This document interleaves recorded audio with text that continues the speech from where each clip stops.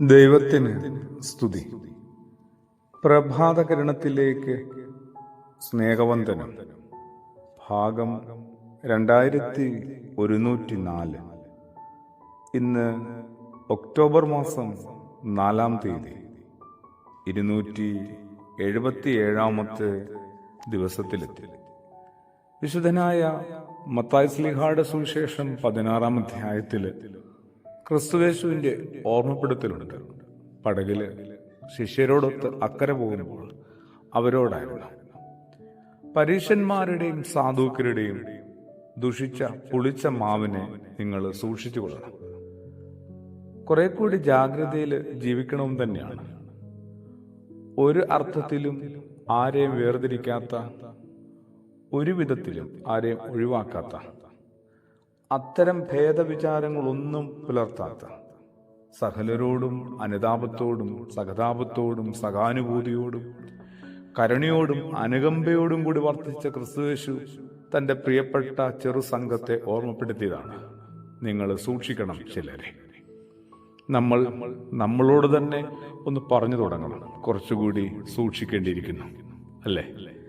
സാധുക്കരുടെയും പരീശന്മാരുടെയും പ്രശ്നം എന്താണ്? അവരെ ക്രിസ്തുയേശു വെറുക്കുന്നില്ല, അവഗണിക്കുന്നില്ല, അവഹേളിക്കുന്നില്ല, അകറ്റിക്കളയുന്നില്ല.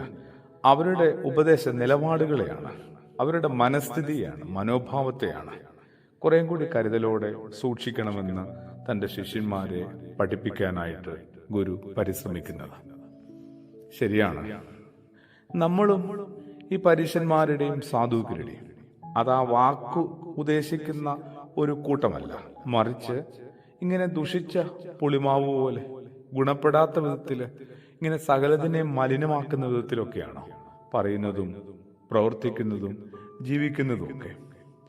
ഒന്നിലും ഒരു നല്ല കാര്യം കണ്ടെത്താൻ പറ്റാതെ, നല്ലതൊന്നും പറയാനില്ലാതെ, എല്ലാത്തിനകത്തും എന്തെങ്കിലുമൊക്കെ പോരായ്മകളും ദോഷങ്ങളും ഉണ്ടെന്നും അത് മാത്രം കണ്ടെത്തി അതിനെ കുറെ കൂടി ഒന്ന് പർവ്വതീകരിക്കുക എന്നൊക്കെയുള്ള ഒരു നാട്ടുനടപ്പിലാണോ നമ്മളും? ആ ഒരു കൂട്ടത്തിനകത്താണോ നമ്മളും? അങ്ങനെയാണെങ്കിൽ നമ്മൾ ക്രിസ്തുയേശുവിന്റെ കൂടെയുള്ളവരാണോ?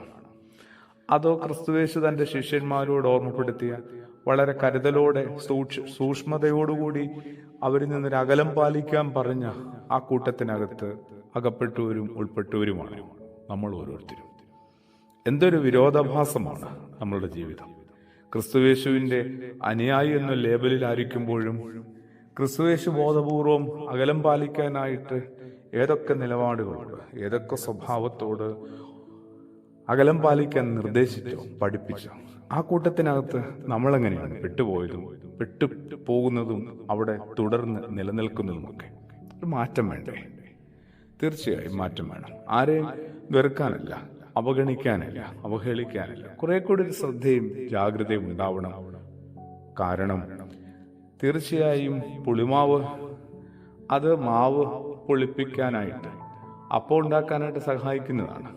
പക്ഷെ അതിനെ ഒരു ദോഷ സാധ്യതയായിട്ട് കൂടി ഒന്ന് കണ്ടെത്തുകയാണ്. മൊത്തം മാവിനെ നശിപ്പിച്ചു കളയുന്നുണ്ട്. ഗുണപരമായിട്ടും ഋണപരമായിട്ടും ഒക്കെ ക്രിസ്തുയേശു പുളിമാവെന്ന ഒരു സങ്കല്പത്തെ, ചിന്തയെ ഉപയോഗിച്ചിട്ടുണ്ട്.